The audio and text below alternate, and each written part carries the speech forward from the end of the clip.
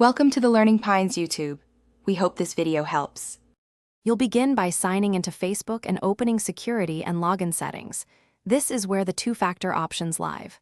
Once there, choose Use Two-Factor Authentication and pick your preferred method, Authentication app or text message.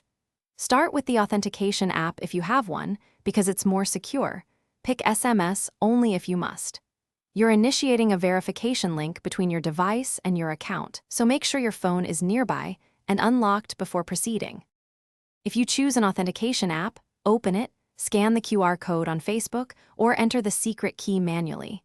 This pairs the app to your account and generates one-time codes. If you choose SMS, Facebook will send a numeric code to your confirmed phone. Enter it promptly because codes expire. Once you enter a valid code, Facebook registers that method. Make sure to note backup codes or set a backup method now, because you'll need recovery options if you lose access to your primary device. Finish the setup by saving the recovery codes Facebook offers. Print or store them offline so you're not locked out. Also add a secondary phone or trusted contacts as a fallback. This prevents account loss if your authenticator app or primary phone is gone.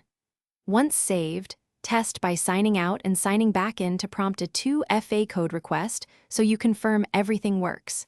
If codes fail, try Time Sync in your Authenticator app or request new recovery codes as a troubleshooting step. Thanks for watching. Consider subscribing if we helped you.